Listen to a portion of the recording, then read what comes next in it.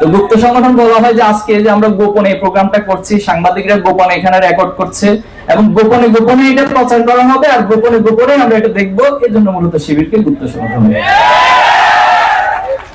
আর কোন উত্তরটা আমাদের কাছে নাই। যারা আমাদেরকে গুপ্ত বলে, যদি গত 1 বছরের কাজগুলোকে আপনি 2টা স্লাইডে এখানে দেখান যে যারা গুপ্ত বলে তাদের কার্যক্রমের লিস্ট আর যাদেরকে গুপ্ত বলা হয় তাদের কার্যক্রমের লিস্ট, তাহলে আপনি এখানেই উত্তরটা পেয়ে যাবেন। এখন কেন বলে? বলার কারণ হচ্ছে আসলে তারা কোনো কর্মসূচি পায় না। আমাদের সেক্রেটারি জেনারেল মাঝখানে একটা বক্তব্য বলছিলেন যে আপনারা যদি কর্মসূচি না পান আমাদেরকে বলেন, আমরা আপনাদের কর্মসূচি লিখে দিই, তৈরি করে দিই, ডিজাইন করে দিই, তারপরে অহেতুক কাজ নিয়ে থাকবেন না।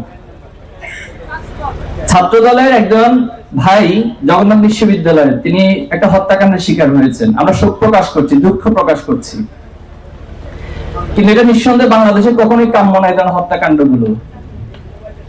কিন্তু দেখুন সেটার রিজনটা কি পাওয়া যাচ্ছে এখন যখন উদ্ঘাটন করা হচ্ছে, এটা প্রেম ঘটিত, নারী ঘটিত একটি বিষয়, অথচ এটা নিয়ে প্রত্যেকটা ক্যাম্পাসে ক্যাম্পাসে ওনারা মিছিল করেছেন এবং ওনাদের পক্ষ থেকে, ওনাদের হায়ার অথরিটি থেকে শুরুতে লেখা হয়েছে যে তাকে রক কেটে হত্যা করা হয়েছে। তার মানে ইন্ডিকেশনটা কোন দিকে দেয়া হচ্ছে?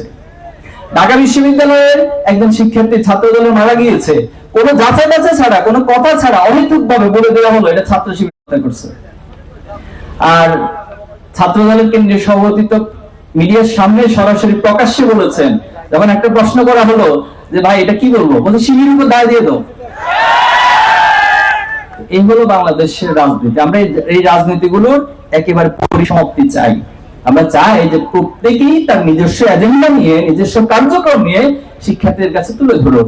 আমাদেরকে বলা হয় যে আপনারা ওয়েলফেয়ার পলিটিক্স কেন করেন? তো ওয়েলফেয়ারই তো রাজনীতি মূল কথা। আপনি পলিটিক্স তো করবেন হচ্ছে মানুষের কল্যাণের জন্য। আপনি ছাত্র রাজনীতি করবেন, ছাত্রদের কোনো কল্যাণ করবেন না, তাহলে এটা কিসের রাজনীতি? রাজনীতি কি শুধুমাত্র আমার পকেটে টাকা ভারী করার জন্য, চাঁদাবাজি করার জন্য, আমি টেন্ডারবাজি করবো, এটার জন্য রাজনীতি? রাজনীতি মানেই তো হচ্ছে ছাত্রদের কল্যাণে আপনি কাজ করবেন। সেই কল্যাণের জন্য অর্থ প্রয়োজন। আপনি অর্থ রাষ্ট্রের যে সিস্টেম রয়েছে, প্রশাসনের যে সিস্টেম রয়েছে, সেটা ছাত্রদের কাছে তুলে দেন, যার হকদার তার কাছে তুলে দেন। আপনি অ্যালামনাই থেকে অ্যালামনাই থেকে সেখান থেকে কালেক্ট করেন। কিন্তু আমরা তো আমাদের এই ওয়েলফেয়ার পলিটিক্স এর জন্য কারো কাছে চাঁদাবাজি করতে যাই নাই, কারো কাছ থেকে অন্যায় ভাবে টাকা তুলে এনে তো কাউকে দেই নাই।